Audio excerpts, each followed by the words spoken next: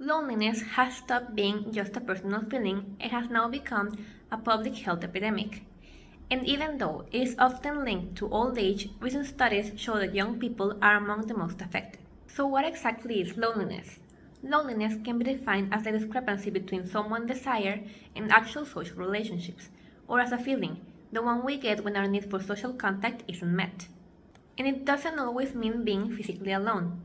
It's more about emotional isolation than physical presence.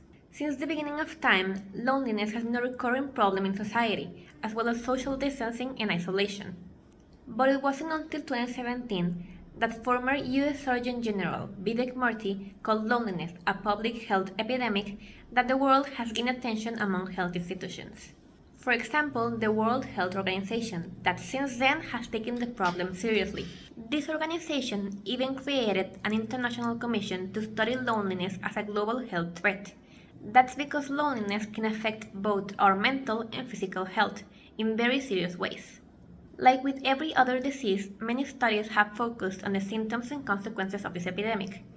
They have found medical implications such as impaired cognitive function, risk of suicide, diabetes, and even infectious diseases.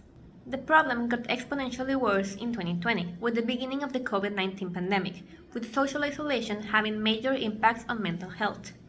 The pandemic could be the explanation to why the epidemic has been more present in newer generations and younger people that had to grow up in isolation. But it is important to take into account other factors, such as the great exposure to social media and the decreased in-person interaction that it involves. Or other causes, such as mentioned by Jeremy Noble, who describes the loneliness of 18 to 24-year-olds as to be caused by social exclusion.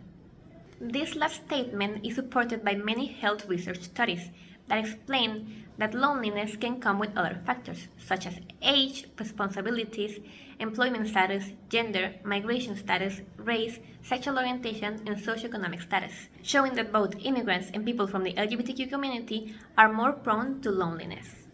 This shows that loneliness isn't just a personal issue, but a systemic one, and this is supported by many other surveys.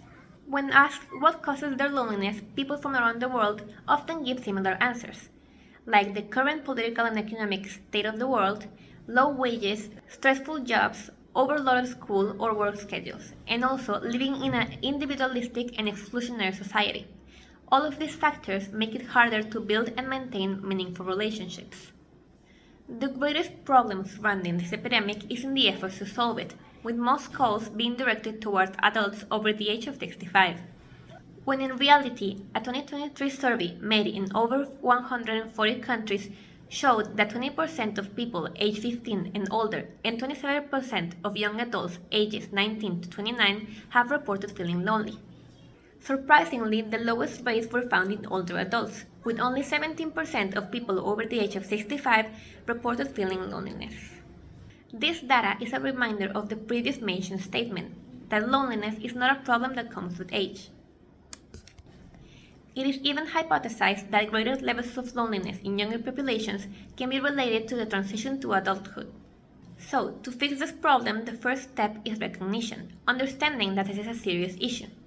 Then, we need to improve access to mental health services, especially for younger people.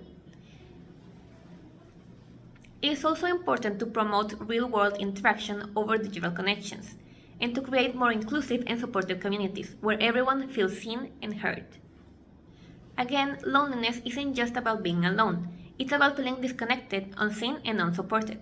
And while it affects people of all ages, young people are facing this epidemic more than we realize. To solve the loneliness epidemic, it is recommended to seek mental health services.